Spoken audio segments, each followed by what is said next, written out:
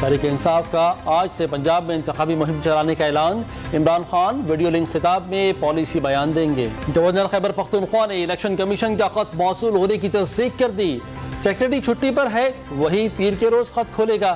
غلام علی کی انوکھی منطق، سپریم کورٹ کے فیصلے کے تناظر میں دستیاب تاریخ پر الیکشن کروانے کی یقین دہانی۔ پیپلز پارٹی نے پنجاب اسمبلی کے انتخابات کے لیے ٹکٹوں کی درخواستیں طلب کر لیں۔ قومی اسمبلی کے لیے 40 اور صوبائی اسمبلی کے پارٹی ٹکٹ کے لیے 30,000 روپے کا بینک ڈرافٹ بھیجنے کی ہدایت۔ ملک بھر میں جان بچانے والی ادویات سمیت کئی دواؤں کی قلت سنگین ہو گئی۔ اسلام آباد میں 131 ادویات ناپید۔ وزارت صحت نے ڈرگ ریگولیٹری اتھارٹی سے فراہمی یقینی بنانے کا مطالبہ کر دیا۔ شہر قائد میں بھی دواؤں کی قیمتوں میں ہوش شبہ اضافہ، 5,000 والا انجیکشن 10,000 روپے میں فروخت ہونے لگا۔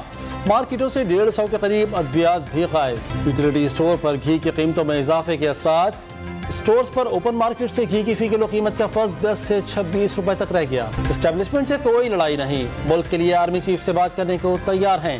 مخالفین کو اہلیہ اور خود پر لگے کرپشن کا ایک بھی الزام ثابت کرنے کا چیلنج۔ اداروں کے خلاف ورزہ سرائی کرنے والا اب کہتا ہے اسٹیبلشمنٹ سے کوئی لڑائی نہیں، یہ الیکشن نہیں سلیکشن فریم ورک کی تلاش میں ہیں۔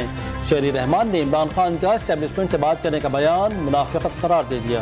کراچی کے علاقے اورنگی ٹاؤن میں شوہر نے بیوی پر تیزاب پھینک دیا، خاتون طبی امداد کے لیے اسپتال منتقل، ملزم گرفتار۔ آج شام مکہ مکرمہ میں خانہ کعبہ کے عین اوپر ہوگا۔